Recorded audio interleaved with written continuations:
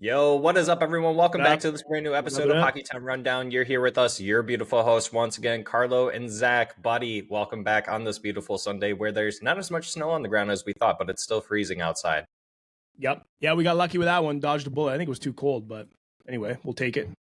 Prolong The it a snow little bit. outside by me is a little slushy, even though the wind is blowing at like 15 miles an hour. Feels like it's negative 20 outside, still slushy outside. Dogs loved it, though. They had no complaints. Are you taking over for Local 4? Probably not. Although, being a meteorologist, that's the one gig that you can keep and be consistently wrong all the time. My dad Yeah, that's always told me crazy. that. That's wild. That's wild. So if you guys don't see us coming out with a new episode, you know that we took over our new gigs as meteorologists. Where we can be wrong and not catch any heat, which is what a life. What a life that is. And with that being said, thanks for joining us on this brand new episode. Once again, if you are returning, if you are brand new, thanks for joining us. We really do appreciate it. If you are watching or listening to us on YouTube, go ahead and hit that subscribe button, hit that thumbs up, hit that notification bell. That lets you know when these brand new episodes come out every week. We also provide short episodes as well. You can find those on TikToks and all of our other social media platforms like Twitter, Instagram, Facebook, all those places. You can also watch and listen to us on Spotify and Apple We out Podcasts. Hit that here. follow button, rate us the 5 stars. Carlo, it was a very, very rough week to be a Detroit Red Wings fan Oh boy. because the Red Wings went 0-4. You went into overtime with Boston last night. You lost. Yeah. They probably shouldn't have even gotten a point out of that game. Period. They played a way better third period. I thought they deserved a point. Don't know if they deserved the win, considering they had a good period, which was the third. But I was the first period I was pissed. Second period I was pissed. We're gonna break this all down, but they did deserve 1 point in my opinion, because they did play well in that third period. But we'll catch your take on that one. Let's get started. Let's wind it back a little bit. Let's talk about the good, the bad, the ugly. What are we kicking off with? New Jersey? We're going to kick it off with New Jersey, where the Detroit Red Wings continuously put themselves in the position to come back from behind because Timo Meier enters the game, scoring the first goal of the game, followed up by Alex DeBrincat in the first period. Then it was just a domino effect from there. Carlo, the New Jersey Devils, make it a 3-1 game. You go into the second period, James Van Riemsdyk gets a goal out there. I believe that was actually during his 1100th game as well. It might have been actually the next game because he did score in that one as well. But nonetheless, congrats to JVR on reaching that milestone. That's actually huge. Not a lot of players actually make it to that or even 1,000, let alone that. For real. It was a nasty goal he scored too, man. That was a veteran goal-scoring goal. In close, tucks it top cheese. It was nice. On the power play, too, assisted by Andrew Kopp and Emmett Finney. And then Connor Brown gets in another one that makes it 4-2. Dylan Larkin comes up in the third to make it 4-3, and then that's the game. Really, this is, I would say, Carlo, this is probably, it was one of the more exciting games of the season for the Detroit Red Wings. Even though they lost, it did look slightly that they were able to keep up with the pace of play with the New Jersey Devils. I would agree. Both teams had, they had Jack Hughes out with that weird knife injury. You had Simon Edvinsson out due to illness. You had to reinsert Travis Hamonic into this game, who ended up becoming a -3. Just touching on it, what I noticed in this game is that 2 goals were deflected in. We're going to talk about that as a common theme throughout this episode. And 2 of them came from being in the net front as well. Going into this game, both teams had a very similar record as well. I thought the Detroit Red Wings held their own. Simon Edvinsson clearly was a huge miss in this game, and we'll actually talk about that as well in the next game that we will be touching on. But some nitpicks here, Carlo, is that Hamonic. I don't know how much longer we can keep talking about this because he was responsible for 2 of the goals in this game. He gets one of them being that he went behind the net with our puck, gets poked pretty easily, and it allowed the New Jersey Devil player to just essentially do a wraparound goal and put it in. So that is a highlight that a lot of Red Wings fans, not in just this game, but the next game, I think it was more apparent that Travis Hamonic should not be playing any more games moving forward. But go ahead and give your take on this game and what you noticed, what you liked and didn't like about this game.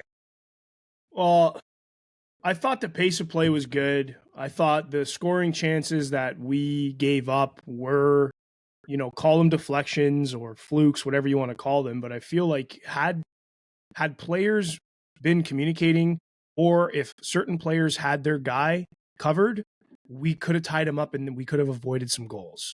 That's the common theme throughout this stretch of games this past week. It's just the defensive game, and I'm not talking just about defensemen, but overall the defensive game, the communication, the losing your guy in the defensive zone. It's just so repetitive and it's so consistent. It's getting very, very tough to watch. And I think that really started against New Jersey. Well, I'm sure it's kind of been all season, but it was really apparent against New Jersey. Listen, man, if Edvinsson was clear to play, I'm not sure if Hamonic would have been in the lineup. The D is thin, like very thin right now. And well, they were when Edvinsson was out. And as a result of that, Hamonic had to play.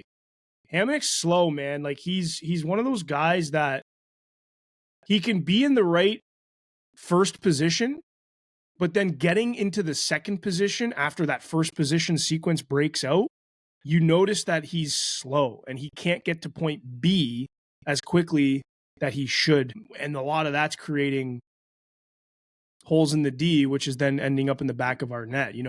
The first goal that Timo Meier scored in New Jersey, I'll just use this as an example. Hamonic got to the first spot he was supposed to be at, pinned the guy up against the boards. It gets rimmed around.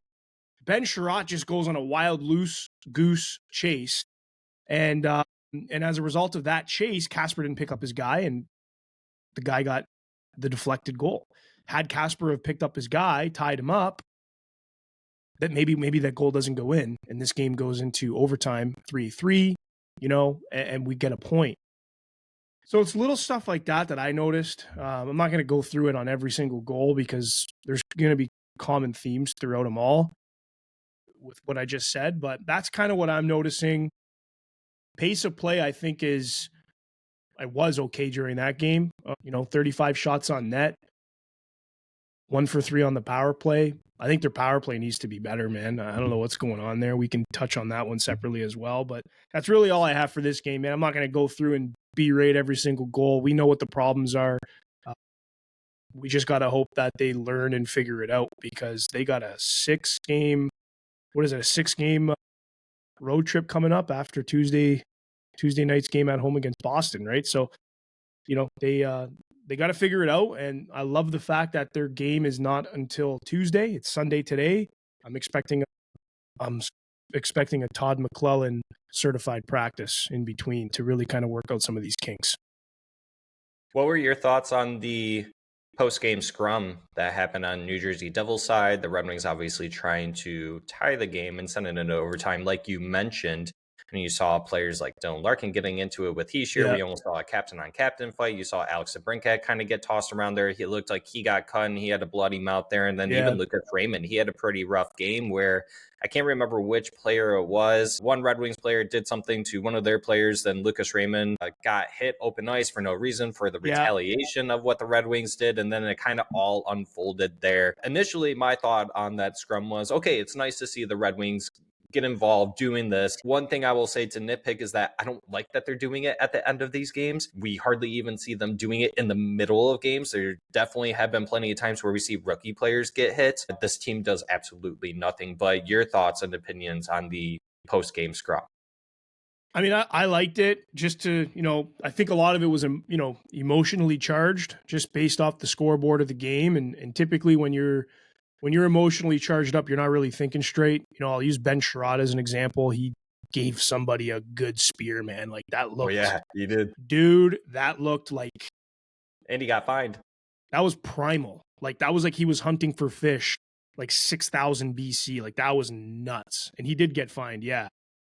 Like he put a lot into that one. But again, like a lot of this stuff's emotionally charged based off the scoreboard. And I don't know, like it's going to happen, but the Wings don't have fighters, man. They have some of these guys, they got some players that really have a lot of that juice to that competitive juice that boils over to a certain point, and then they start getting chippy, which is good. But you got to remember, man, you guys aren't the biggest team in the league by any means. And like, there's going to be some bigger and badder guys out there that are going to rock you, which we will get into as well later on. But I don't know, do it. I mean, if it's going to get you guys rallied up, go for it. at the end of the game when you kind of already lost. I don't know what the point is of that. You're just risking injury, which I think is stupid. But we do stupid things when we're emotionally charged, right? So, yeah, that's kind of my thought on that. It'd be nice to see that maybe at the end of a period with a full period to play after to really kind of get fired up and go out there swinging. But I don't know. That's what I think. Yeah, quite surprised that. Well, what's more surprising that it's the core four going out there. So, like I mentioned, it was Larkin was out there, Raymond was out there, Sider was out there. I believe Alex DeBrincat was obviously out there. Like I mentioned, he kind of got bloodied up and cut up a little bit, it looked like. Yep. What's more surprising, that it's the core four going out there and doing this, or the fact that we are doing this late in the game and then risking at those injuries like you just mentioned? I don't know if there's an answer to that one. I think there's two. So I'm going to go both. What about you? Both can be true at the same time, Right? correct? Yeah, I think it's kind of silly that the Red Wings are doing it.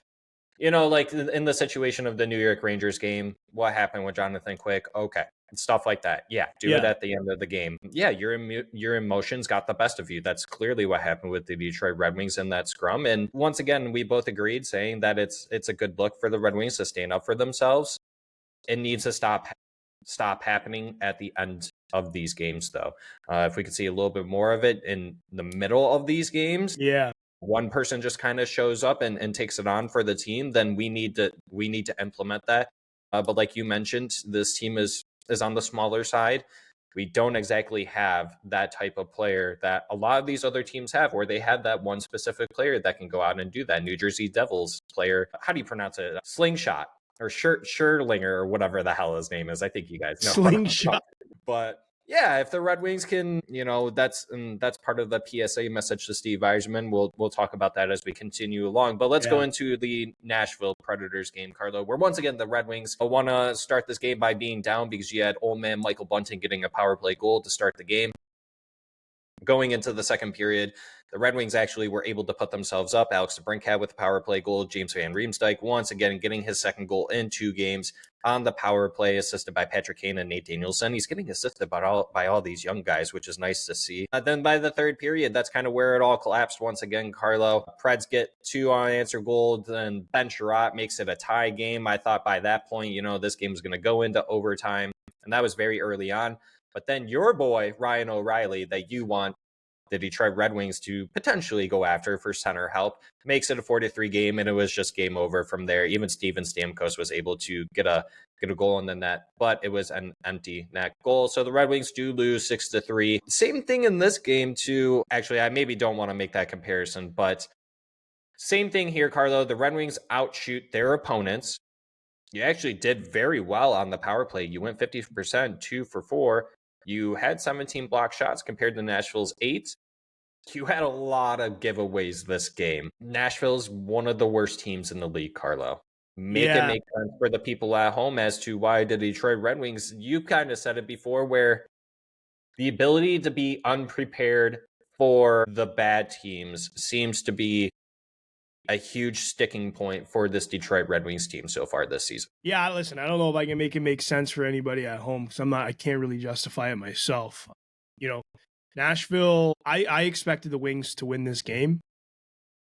Truly, at home, Predators team that I think was banged up, although they did have Yossi back, and he's a huge piece to that team. Huge piece to that team. And he scored too. Yeah, it was gross. He's awesome, man. Roman Yossi's great. I've won a lot of fans this game, didn't he? Did he get 2? I thought he only got 1. He got that one coast to coast, and then he got one that was very close to being out in front of the net. It was like he shot it, bounced off his own player, and then he was able to collect that rebound and then put it basically top tip over. I only see him on the score sheet once. He was effective. Maybe it was a different player then, but yeah, he was just that's just Roman Josi. So that's a huge piece. You know what? I when I saw that the goalie they started, I think it was a Noonan with I think he's one of the worst goalies in the league. Not that ours are any better right now, but brutal numbers, hardly any wins. That's when I knew that we were losing this game. Some people are going to give me shit for that, but I just had a feeling. And then sure enough, first period, second period, I thought, okay, maybe not. Maybe these guys are in this. We're in one here. I thought they had a better second period than they did first period. And as a result of that better second period, they went up 2-1. But coming out on time in the third period needs to be something that's underscored and highlighted here, because they gave up 2 goals right away in the third period within 15 seconds of each other. Ben Sherratt scores to tie it. They play hockey for 10 minutes, and then 2 goals again scored within 30 seconds. And now it's 5-3 Nashville. I don't know how to make that make sense for people at home. I don't. So I'm sorry. This is a game they probably want back, and this is a game they have a lot to learn from, especially when it comes to playing hockey for 10 minutes without any goals and getting a game to either overtime or taking a lead. I think it just comes down to coming out on time in the third period of all these games moving forward, regardless of what the score is. I mean, they went into this third period 2-1. Lock it down, man. Lock it down. Try to get another goal, but lock it down. No, they let Nashville score 2 unanswered within 15 seconds. It's like, that's a fragile thing to do, man. And I don't think Ed was back for this game either. Correct me if I'm wrong. So, I mean, again, He was not. This is where they actually inserted Eric Gustafsson. So that third pairing might have been the Travis Hamonic with Eric Gustafsson. If not, Aljo was down there. Yeah. But yeah, Eric Gustafsson was playing in this game with Travis Hamonic as well. Yeah. So again, they're pretty soft on the D side as well. I just didn't think Nashville's going to expose it like they did, but they did. I mean, what does that tell you about our D? That there's some big holes there that Steve needs to help us with. Let's talk about that real quick, because after this game, so it was Albert Johansson paired up with Travis Hamonic. Eric Gustafsson got to play up on the second pair with, I'm assuming then that would be ASP. After the game, Aljo and Hamonic were combined for 1 goal for 12 goals against 5-on-5 to be the worst pair in the National Hockey League. Not surprised by that, dude.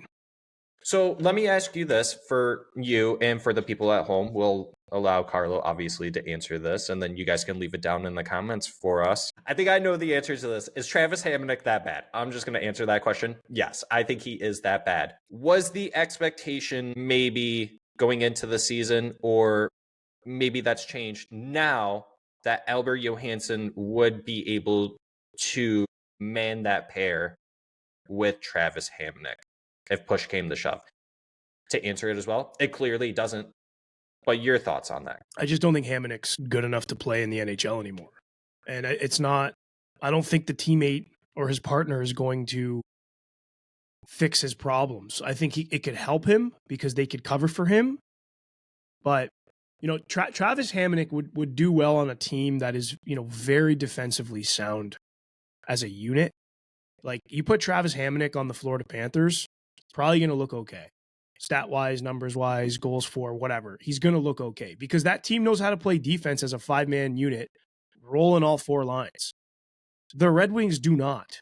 So when you bring a guy like Hamonic in to be part of a solution on a team that needs way more guys to be a solution, it just doesn't really add up, man. That math ain't mathing, and he's not going to look great on the Detroit Red Wings when the Detroit Red Wings don't look great defensively as a unit for all 4 lines, So I don't know if the partner matters. I think it's overexposure of the holes they have. I'm just going to kind of keep repeating that. This team needs big time help on the D side so that they can get slotted properly. These older guys that keep getting brought in on a 1-year, but it's a 1-year deal and it's league minimum or it's super cheap. It's like, that's cool, but that does nothing for the game. That does not tilt the game in our favor in any which way. So again, my answer is, if I'm answering it at all, is I don't think a partner matters, man. I just think that this team needs to figure out how to play sound defense as a unit before our defenders start to look good, especially the ones closer to the bottom. That makes sense. I would agree with you on that, because even in the post game, Tom McClellan was asked, how do you fill such a black hole? Not word for word, but how do you feel such a black hole on the defensive end when you're missing a player at the caliber like someone Simon Evanson? Not word for word, but Tom McClellan said, I think Simon Evanson is a really good hockey player. We needed 7 goals to win this game. I'm sorry, but Simon Evanson was not going to help us win this game. There you go. Now, I think he meant it because it was asked, did he mean Simon Evanson would help on the scoring front or deplete some of the goals that went in? I think he meant more so, maybe a little bit of both, Carlo. Maybe you think about it a little bit differently, but I would agree with him. I think if Simon Evanson, if he was in this game, maybe at most would have helped out the team with not allowing one of these goals, maybe at most two. You truly don't know. It's all speculation, hypotheticals in this scenario, but I would agree with Todd. I don't think Simon Evanson would have helped propel this team to get the 4 extra goals that they needed. And he even said it too in his post game that you look around the league, a lot of these teams aren't allowing the other team to score more than 4 on them. 4-3, okay. We're seeing a lot of 2-1s, 3-2s, but 6, like even if we scored 5, you're losing 6-5? What's going on here? And Todd's right for asking those types of questions and calling out the team like he has to continuously after each game that they lose. So it's got to get super frustrating for him. And Carlo, you'd probably agree with me that eventually push comes to shove. PSA to Steve Yzerman, SOS, send some help. A lot of people were and still are, and we'll continue this trend as we continue to go along, Carlo. You had Cam Talbot starting in both of these games. As expected. A lot of people were putting blame on John Gibson. Yeah, So I was now one of them. I was one of them. Are we now seeing the same issue with Cam Talbot? People are saying it's the goaltending in general. I don't think it's goaltending in general at this point, if even now it's happening to Cam Talbot. Yeah, I should probably own this one, take it on the chin. You're bang on, dude. Look, John Gibson, has he let in some soft goals? Yes. I don't know if Cam Talbot, I mean, every goalie lets in soft goals. I'm sure Cam has let in a few that he wants back too, but I've also seen Cam make some huge saves for us as well. Yes. I just haven't seen those huge saves from John Gibson. I've seen a couple, like he's made some, right? But I haven't seen the frequency that we've seen it with Talbot. Now, that's because Talbot's playing a little bit more, so you're exposed to watching him face more shots naturally. So it's going to stand out more, and it's, I guess, a little bit of a bias here, being reasonable. A lot of these goals this week, at least, and I'm not saying this because Cam Talbot saw the crease the most, but they really were complete breakdowns on the team. And again, back to John Gibson, a lot of the goals he let in were as a result of breakdowns from the team as well, for sure. But there were some softies too. Like, let's call the spade a spade here. So, yeah, I mean, the problem is that the number one problem with this team is the five-man unit playing D. It's just not really there. It just sucks that when Gibson's in, he's letting in squeakers. I can't remember if it was, I don't know what game it was. I think it was against Tampa where he let in the 5-hole. Yeah, Johnny 5-hole. Well, but it was 100 miles an hour shot. Like, brother, I could have slid through that 5-hole myself at 5 miles per hour. Like, I could have just dove right through it. Like, it was gaping. So stuff like that, man, just needs to get better. And I hope he's putting in the work. I know he is. He's a pro, but I hope he's getting the right works coached through to get him fixed up. And hopefully our team can go through a practice to get better defensively, because we're at the point now where it doesn't matter who's in net, brother. We're back to that kind of conversation that we had last season where you could put primetime Dominic Hasek in there and he'll keep you in the game. Don't get me wrong. He'll make those huge saves as we expect him to. But when you're not playing sound defensive hockey as a team, even Dom's going to let in some goals. So take that for what it's worth. I agree. Going over to the Tampa Bay Lightning game, I am 0-3 on games this year, Carlo. Yeah, you're not going to games anymore. I'm sorry. I can't. Maybe we have to go to one. Maybe like you and I do, because I think I'm like 2-0 or 2-0 this year. And every game that I've been to, the Red Wings have been scored on 5 or more times. Montreal, See, Chicago, this is weird. Tampa. This is bizarre, dude, because every game I go to, they score 5 goals and get the dub. This is bizarre. That's crazy. Man, talking about this game, JT Compher opens it up with the scoring. Huge for JT Compher. I'm sure that kind of takes a little monkey off his back, considering that's his 4th goal of the season. And he doesn't really get too many points, although he is leading, or at least second behind leading centers on this team in points, right behind Dylan Larkin. RIP to Marco Kasper in a sophomore slump. But once again, Carlo, same song and dance. Except you're not falling behind in this game. You actually start the game with scoring, and then you allow 3 unanswered goals. Michael Rasmussen makes it a 1-goal game. Then from there, Dylan Larkin makes it a 4-3 game, and then downhill from there. So talking about that, so backtracking a little bit to the Preds game, so there were more net front deflections in that game, very similar to New Jersey. This game, same exact thing. Net front, we do a terrible job at getting players out in front of our goaltender. That goal that you were talking about where John Gibson, because John Gibson was in this net, I was row 6, I was at the face-off circle, I could see it with my own 2 eyes. That second goal that went in, that was the 5-hole Johnny one that you mentioned. Yeah. I'm putting a lot of blame on Albert Johansson. Yeah. He had the puck, he was in the slot, gets pickpocketed, and then the goal goes in. So I will agree with you. John Gibson, yes, close your legs, please. But Albert Johansson, I'm going to call it out right now. He's just not having that great of a season. No, the game against Tampa, he looked bad. And that goes back to the question that I asked earlier. Is someone like Travis Hamonic actually destroying Albert Johansson currently this season? Well, you got to cover for a guy that's, a little bit older than you and naturally a little bit slower than you. So, like I said with Hamonic, like he gets to point A, does his job, and if he does it well enough, he doesn't got to get to point B for that sequence. The problem is that he's not doing his job well enough, and as a result of that, he's not able to get to point B because that sequence typically will break down, and then he's got to go now to get to the front of the net. He's too slow to do that.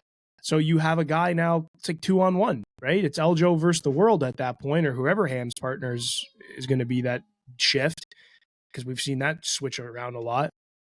It's hard to cover for Hamonic, and I just don't know what else this team is supposed to do.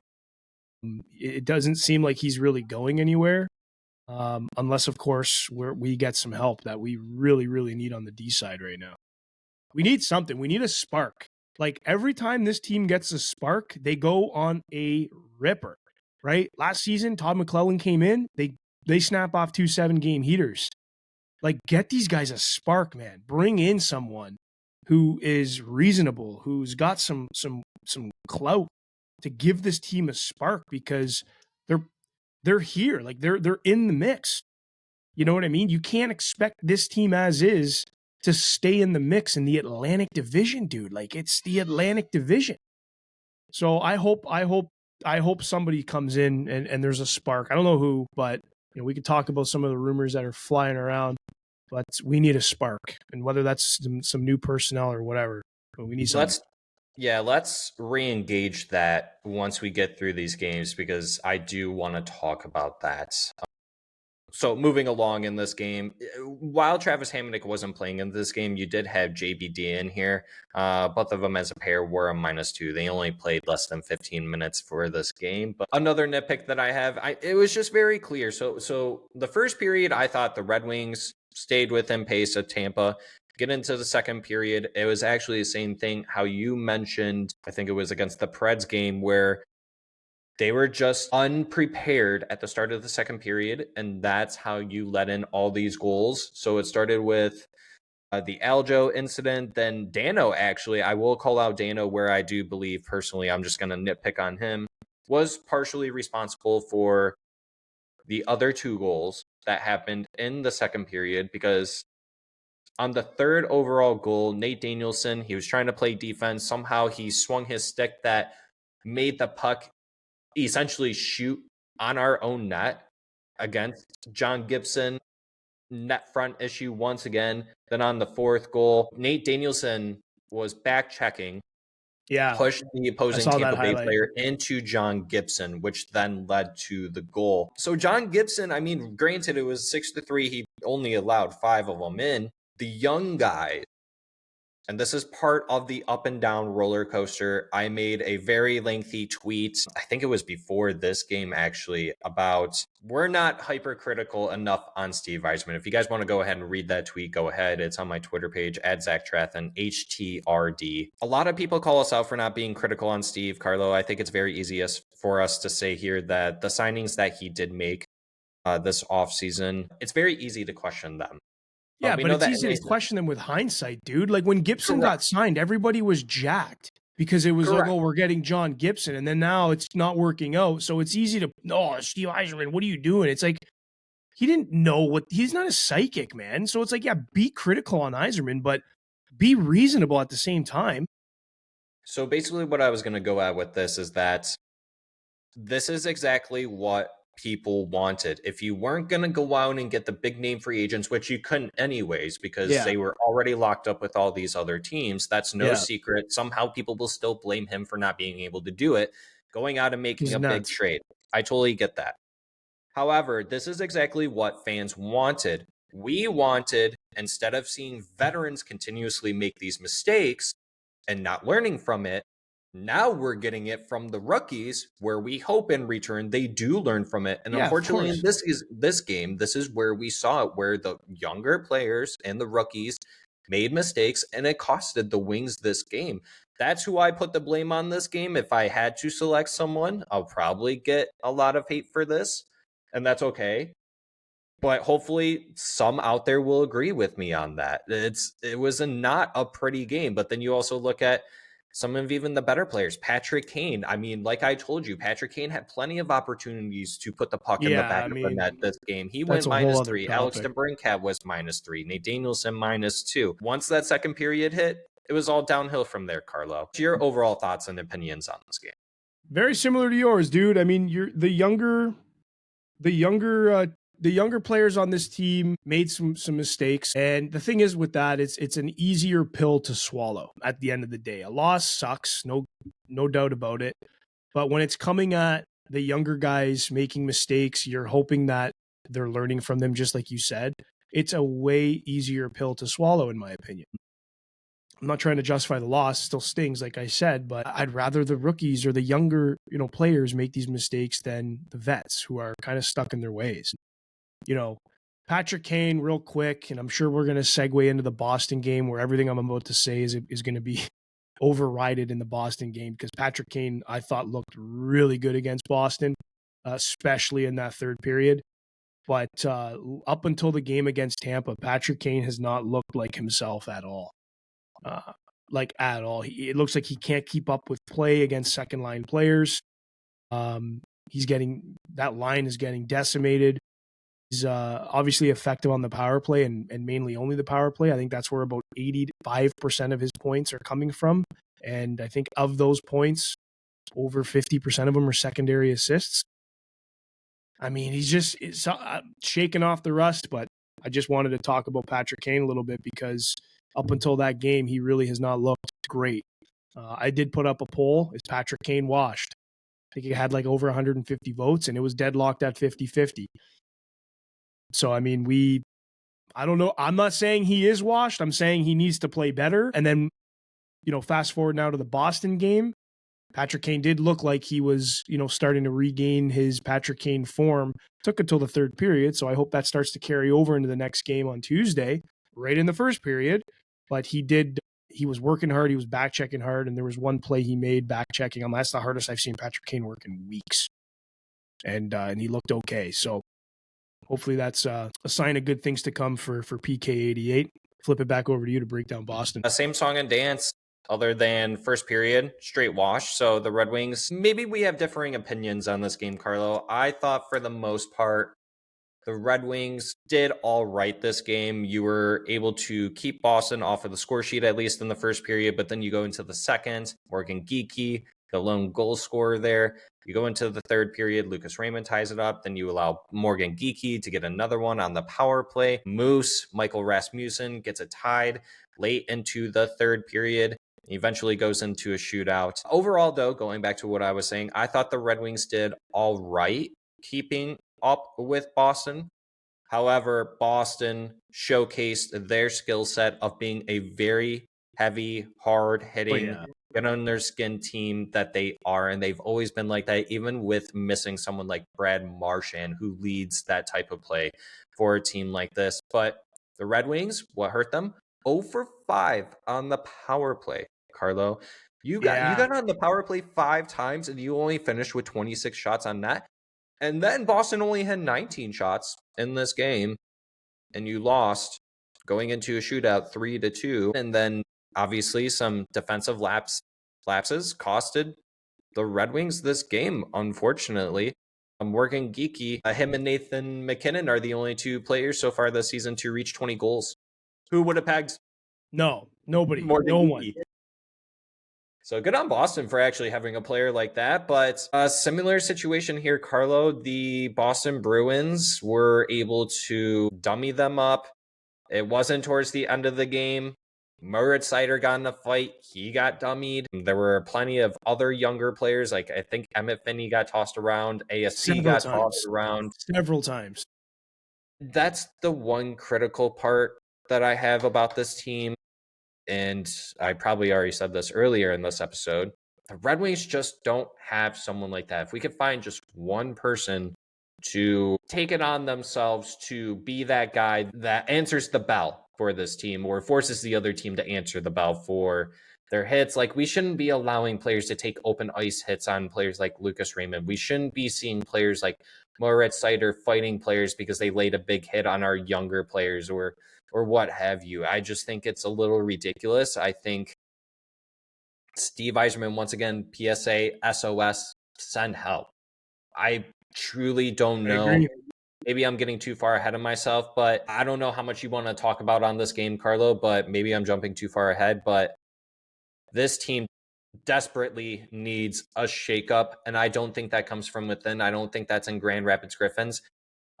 Even if Carter Mazur was playing, I don't think Carter Mazur is going to be that guy that answers it because he's basically made out of glass himself. He gets injured every single season. He's injured right now.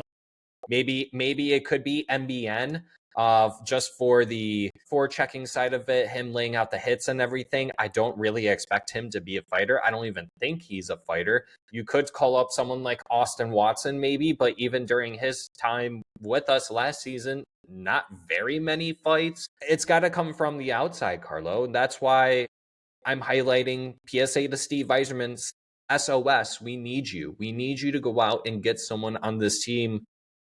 And this is where we get into these topics a little bit, Carlo, outside of the games, is that the help has to come from outside. It's high time Steve does something like this.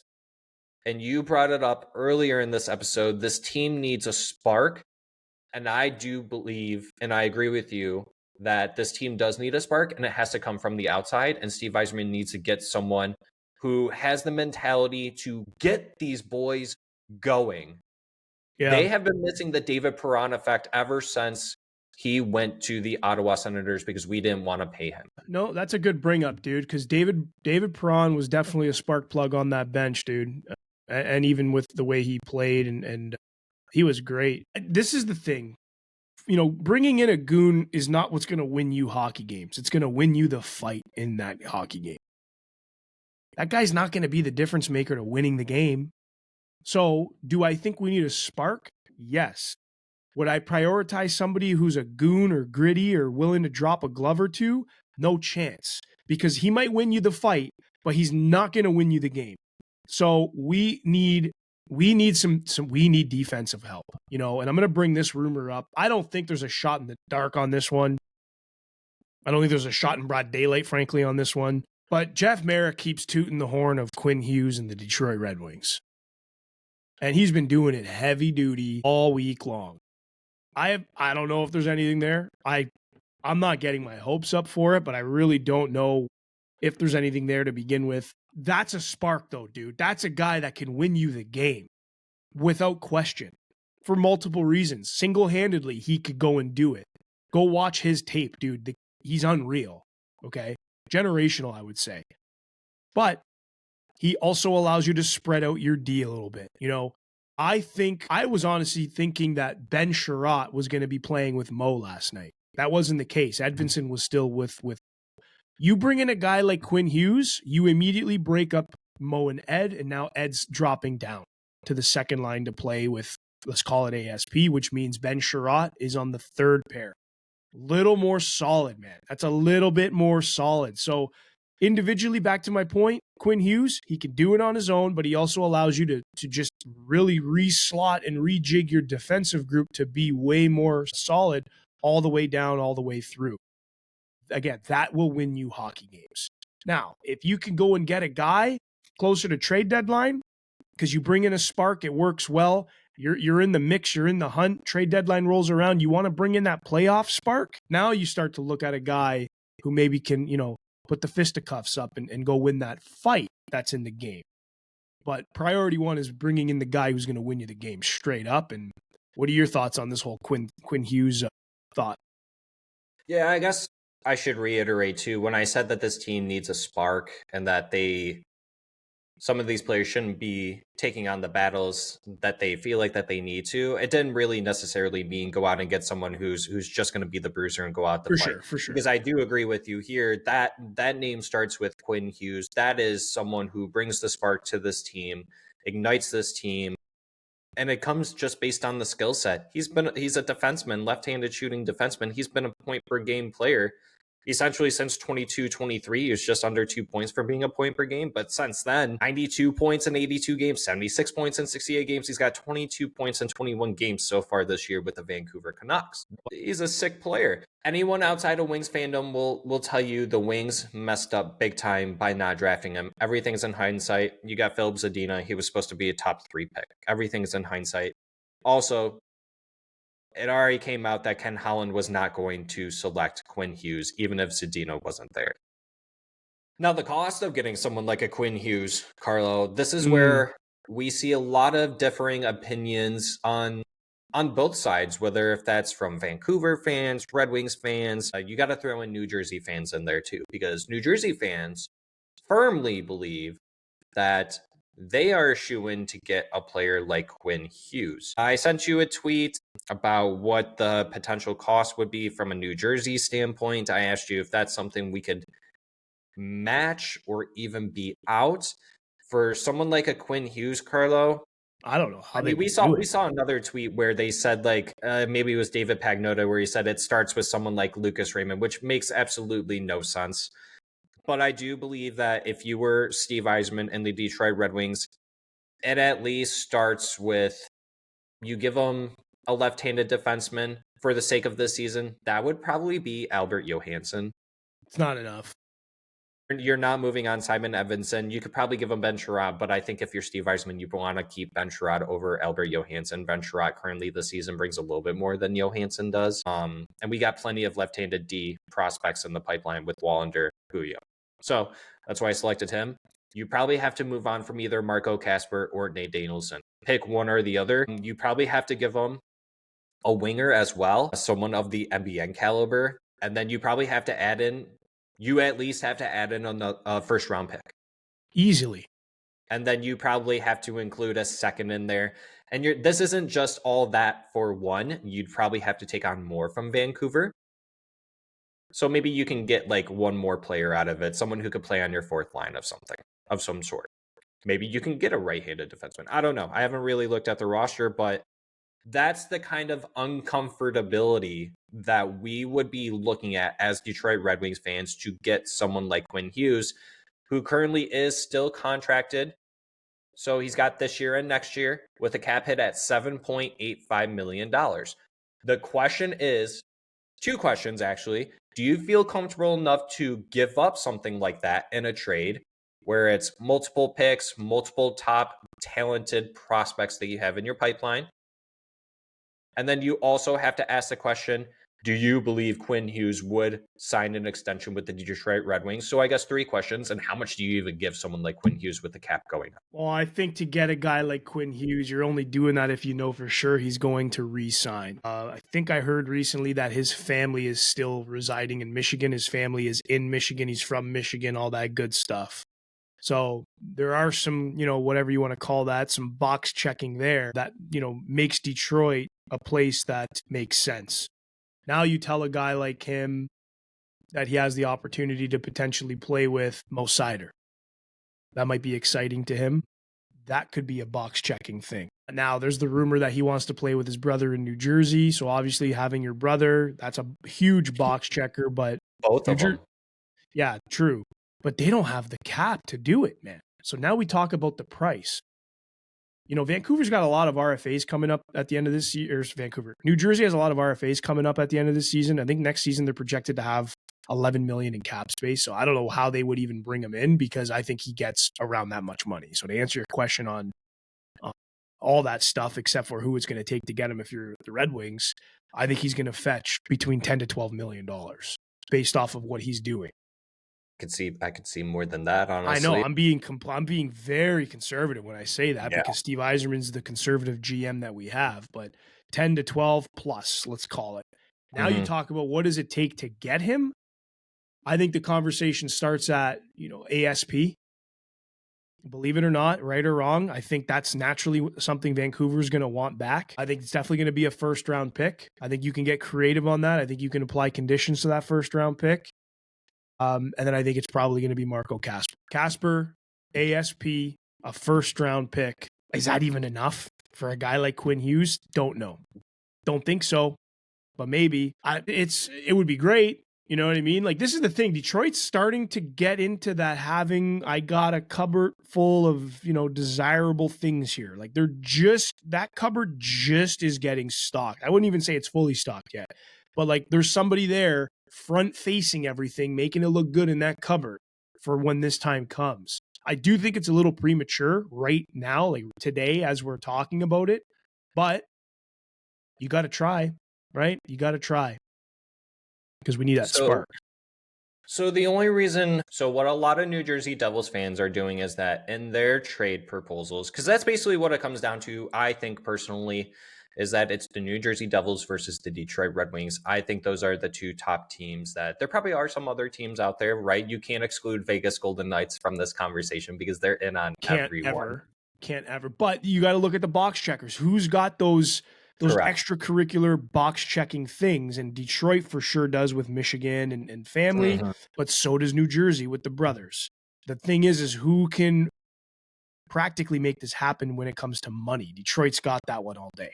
So with New Jersey, what a lot of their fans are doing, they're including Dougie Hamilton, who after this season still has 2 more years and $9 million. So that clears away $9 million. And then you have to add in probably another piece. And they're obviously whoever's on the team. Maybe they want someone like a Dawson Mercer, who's having a really good season. The only reason why I actually don't see that happening, and the only reason why I don't see, now flipping it over to the Detroit Red Wings perspective, Carlo, I actually don't think that they would want someone like ASP, because you look at their roster, they have Philip Hronek, who's signed to long-term.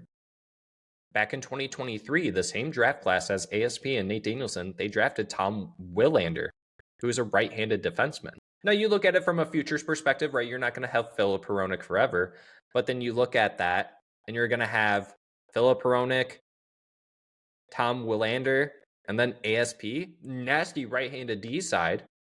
Your left is kind of lacking at that point. Plus, you kind of want to find as close of a replacement on that left side if you move on from someone like Quinn Hughes.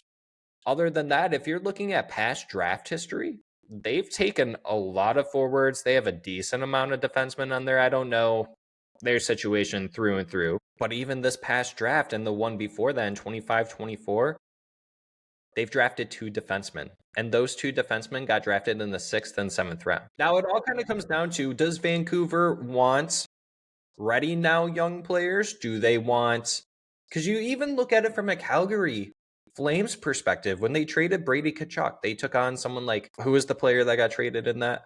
Jonathan Huberdeau. Yeah. Then they went out and signed Nazem Kadri. Yeah. They wanted to try and keep everything afloat, stay competitive, and they didn't. If I were Vancouver, they might want to do a soft retool on the fly, so to say, if they move on from someone from Quinn Hughes. Maybe not just draft picks, maybe not players that are still 2 to 3 years away from making the NHL.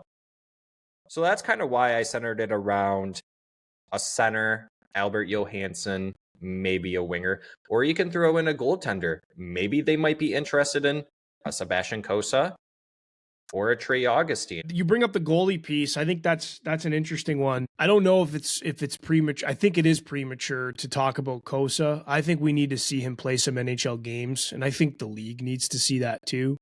His numbers look really, really good in the AHL, and he's having a really, really good season so far. But I think we need to see that in the NHL. Not only we, but like the whole league does, right? To make a thing like that. Trey Augustine's interesting though, because of his situation. Do you take a gamble on Trey Augustine if you're a GM? What's the value of Trey Augustine in a trade in the National Hockey League? These are things that I'm sure are being, floated around. I don't know the answers to these things, but a goalie thing is definitely something to consider. I just don't know how much value the goalies that are in the AHL, or in Trey's case, the NCAA, I don't know how much value they're going to have, right? They got some really good numbers behind them. They got some weight behind their name, but they have never played in the NHL, so I don't know what value that looks like. The goalie piece is tough. I don't think, if you're not including ASP, I don't know. Like, I understand the reasoning behind Aljo or a Ben, but let's face it, dude, those guys aren't desirable enough to get something like that done for a guy of the caliber of Quinn Hughes. It's unfortunate to say, but it's the reality. I don't know why. Like, I'm just thinking, if I was running the Vancouver Canucks, am I going to be giddy about a guy named Albert Johansson? No, I'm not. When I have Quinn Hughes, it's just, realistically, I'm not going to get excited about that at all. Right. And that also comes down to how many teams. I mean, there might be actually a lot of teams who would be willing to trade a top 4 defenseman that they have for a Quinn Hughes. For us, in that instance, would we feel comfortable with inserting a Simon Edvinsson in that case and upgrade him? Because I would say with certainty, and I might get a lot of hate for this, but Quinn Hughes is a big upgrade compared to Simon Edvinsson. Yeah, but then we still have a hole in the top 4. Correct. That's our whack-a-mole, dude. This is literally another case of the whack-a-mole. I mean, yeah, but that's a good thing to have, because that means that Simon Edvinsson would probably get, Vancouver's GM excited to get the conversation rolling. But do we want to part with him? That's the question we need to ask ourselves. Mm-hmm. I think the answer, one for one, you look at it, probably yes. But then you look at the whole big picture and it's like, man, I don't think so, because that's just a whack-a-mole. Another hole pops up. And what was really the point of that at the end of the day? So I don't know, man. Let Jeff Merrick keep covering this. No kidding. And honestly, I don't really see, just kind of going back to a Trey Augustine and Sebastian Cossa standpoint. You look at the goaltenders for the Vancouver Canucks. They have Thatcher Demko, who unfortunately is on IR. He should be back. He signed a contract extension not that long ago, actually, and that starts and kicks in next season at $8.5 million. And then they have Kevin Lankinen as well for up until 2030. So their goaltending situation isn't in dire need, so to say, in terms of a lengthy contract or having one locked up. So their goaltending's pretty locked in. But I would agree with you. Yeah, I mean, and that's kind of what it comes down to, is you look at free agency, there's probably not a lot of big name left-handed defensemen out there. Vancouver would then need to go out and probably either trade for one. Maybe they think Marcus Pettersson is someone who can man the top left-handed D side. They also have an Elias Pettersson on defense. He shoots left. He's a little bit younger. They got Joseph Pierre Olivier. I'm assuming that's their 7th defenseman. I don't know what their prospect pool looks like right now. Outside of Simon Edvinsson, we really don't have any top-tier left-handed D players that we could offer them. Maybe they might be interested in Ben Sherratt. They could extend him. Ben Sherratt is having a contract year. He's actually looking pretty good for the Detroit Red Wings, continuously puts up some points. I think he looks good in a top 4 role. So maybe we see that happen, but it comes down to how much value. And you asked this question, how much stock can you put into a goaltender that's in the NCAA right now, as in Trey Augustine?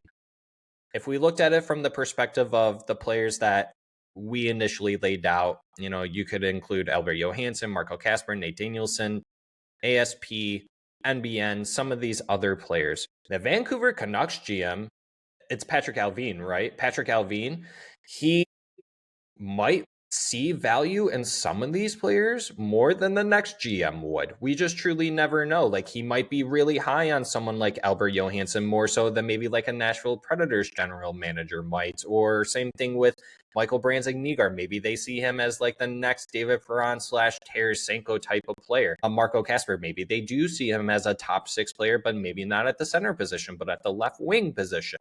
We just truly never know in situations like this. Yeah, that's fair. But for the sake of the conversation, Carlo, I agree with you that the Red Wings do have the pieces to facilitate a trade for a player of the caliber of Quinn Hughes, it's going to really hurt and sting on what it's going to cost us. But I believe it would be worth it, considering that if you get him now at the age of 26, next he'll eventually be 27, then you can sign him to an 8-year deal. So by that time, he's like 28, whatever. You're going to keep him until he's 36. You're actually your number one left-handed defenseman right there. Simon Edvinsson doesn't have to exert himself. You know, you can allow him to actually be one of the better second-pair left-handed defensemen in the league because of that. And going back to it, you still have players like Wallander, Shai Buium down there in the system, and you can eventually draft some more left-handed D prospects, which the Red Wings still need to do. The Red Wings should be all over this, Carlo. 100%. No disagreements here. Yeah, not just from a fan perspective, but also from, you got to look at it from a cap perspective as well. There's a floor that you have to meet. You're not going to be able to sign players in free agency. There's one young player on this Detroit Red Wings team they have to sign next season, and that's Simon Edvinsson. He's not going to get $10 million. More than likely, we might move on from some of these players. Like, I do see a world where we actually move on from a Cop or a Comfer in the next offseason. So you got to find cap somewhere. They have cap though, dude. Like if they sign Simon Edvinsson, like they have $41 million. You sign Simon Edvinsson. Yes, correct. Yeah. You still have, okay, let's call it $33 million, $32 million. Like you can make this work. And the most important piece to me why Quinn Hughes makes the most sense is the timeline. Seider's 24. Quinn Hughes is 26. The core, he completely becomes a part of the core. This is why Detroit needs to be all over this. They just got to be careful with the return and how much it stings. That's really the cap of that one. That's to cap that one up. That's what it comes down to, dude. So basically what I was trying to get at, but I 100% agree with you, and that was how I was going to end it overall. But what I was trying to get at, what I was trying to get at essentially was that whatever you give Quinn Hughes, it's actually going to help out this team because, like I said, if you move on from a Cop or a Comp for next season, which you have to move on from one or the other. You can't have them both.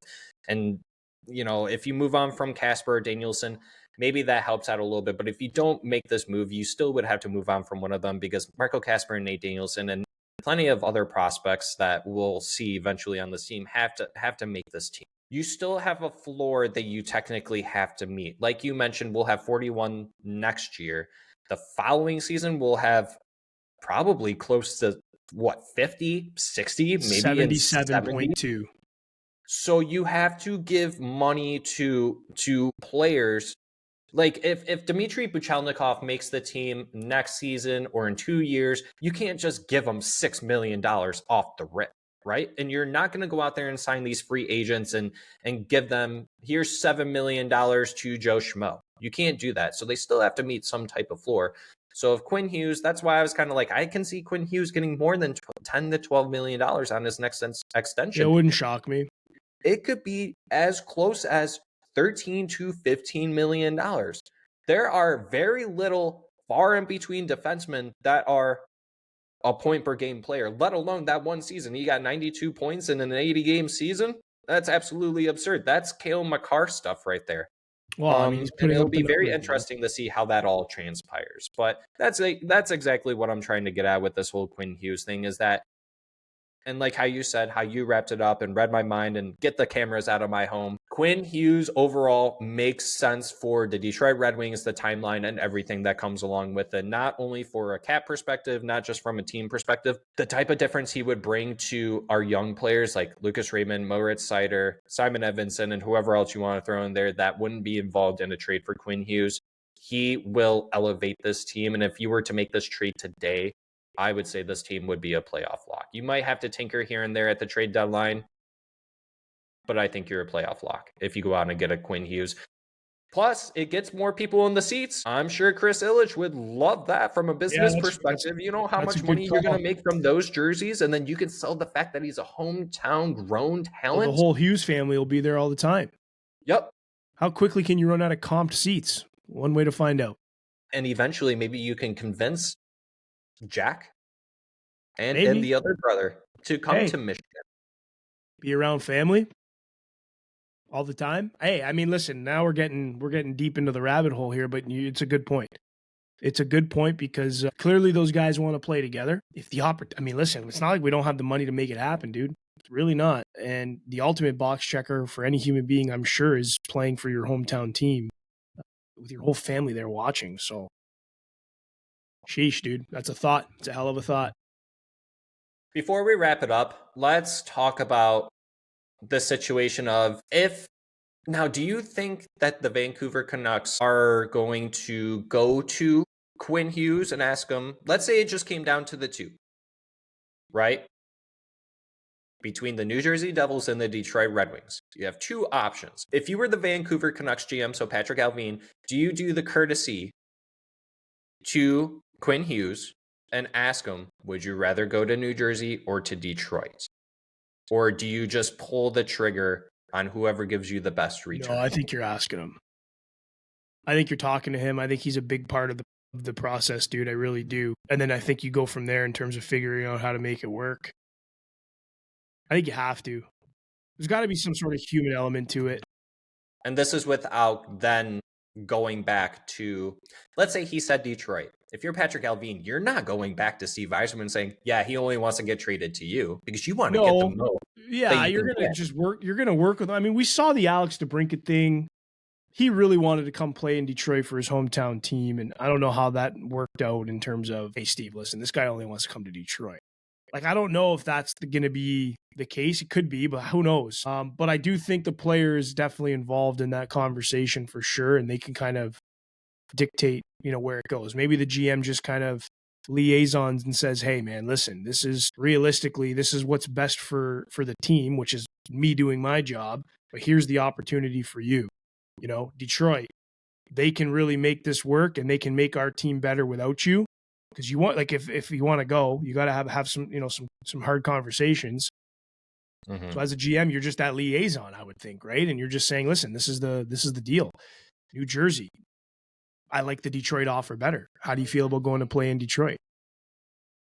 And you kind of go from there. If he's like, no, and I want to play in New Jersey, well, then you're got to go back into GM and figure out a deal that makes the most sense for your club. Otherwise, you're going to get fired if you dog it. But who knows, dude? It's going to be interesting to watch, see how this plays out because he's a hell of a player. You don't see players like that get traded every day, right? So if he is on the trade block and he is available, like we're seeing a lot of mumblings about, this is going to be one to pay attention to and follow because it's going to be interesting. That's for damn sure. To kind of wrap it up before we go into our final thoughts, does it make more sense to trade for Quinn Hughes now, middle of the season, or even closer to trade deadline, or waiting until the off season, where then in the off season you can do a trade with an extension in place? Because you can't do it right now. Yeah, I know. I don't know. That's a good question. Like, I almost wonder if you're able to bring in a player now via trade with the understanding or the silent agreement that there's going to be a big extension attached to it. I don't know how that works. Like, are there such things as silent agreements? Because realistically, contractually, he could just burn you and go flip to New Jersey.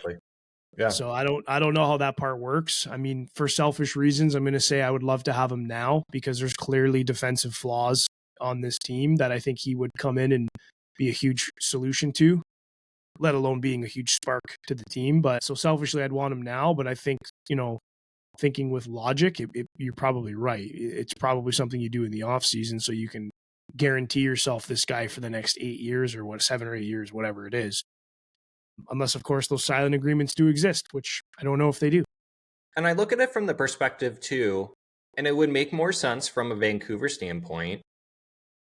Because, look, if New Jersey's going to have to throw in picks, too. They're not going to want to trade every player that's on their roster. And I don't know what their pick or their prospect situation is. Yeah. New Jersey's probably going to have a pick that's 20 plus. The Red Wings currently, as it stands, they're picking bottom 15 or top 15 in the draft if they don't make the playoffs. Possibly. It's possible. So if you trade for Quinn Hughes and you give up some first round picks, and if I assume that they do make the playoffs, it's not going to be as good of a pick. So from a Vancouver standpoint, I could definitely see them where they're like, we're just going to wait until the offseason. Give us your 2026 first, and then whatever else you can offer. That's kind of where I'm at. If I were Patrick Allvin with the Vancouver Canucks, trying to, I guess, put my tinfoil hat on, as we all like to call it, right? But I don't know what Patrick Allvin wants. It's going to be very interesting. And I'm surprised we're not hearing Elias Pettersson trade rumors as well. That's kind of floating around there. That's Because another every team player I wants would to be love. better defensively. Yeah. I mean, I wouldn't mind targeting someone like him, but we're just gonna have to wait and see, Carlo. Other than that, just a quick tidbit. If it doesn't start with Quinn Hughes, I would love to see this Red Wings team make an upgrade on the right-handed D side, so that way we can bump Aljo down onto the third pair. Yeah.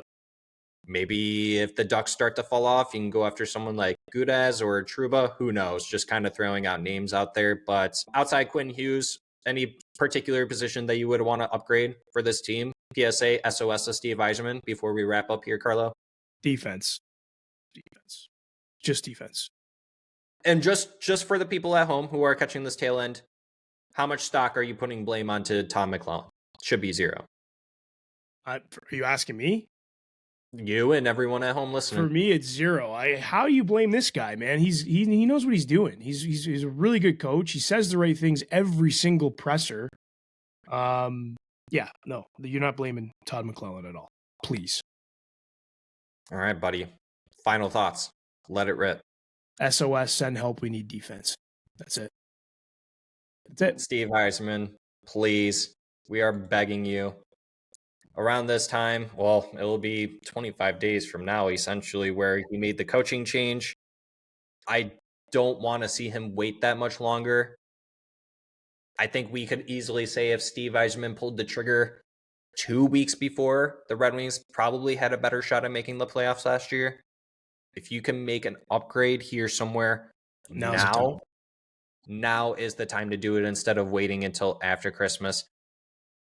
I get it from the human aspect. You don't want to trade anyone around that time. It's the holidays right now. Blah, blah, blah. Forget about it. Do something about it now. Just do it before December 15th if you're going to do it, for the love of God. And just like Carlos said, the Red Wings, after the game on Tuesday against the Boston Bruins, the Red Wings will be on a 6-game road trip that's actually starts in Columbus. Then they shoot out west to play Seattle, Vancouver, Calgary, Edmonton, and then back to Central to play the Chicago Blackhawks. And they have 8 away games, Carlo. And what is that? That's 7 home games. So more away than there is home, but the aways are more congested. So another West Coast trip where we might see the Red Wings struggle, but we should have a clear indicator of what this team is. If we don't now, we will during the week of the 7th through the 13th. Yuppers. And I think that's our final thoughts. Let's go Red Wings. That's kind of about it.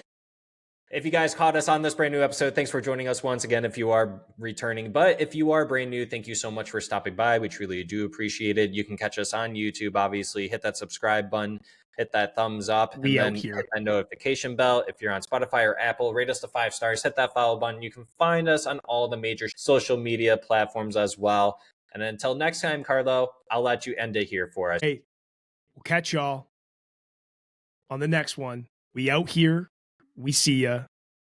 Ciao for now. We love you. Goodbye as always. See you next time. Later. Later, Skater.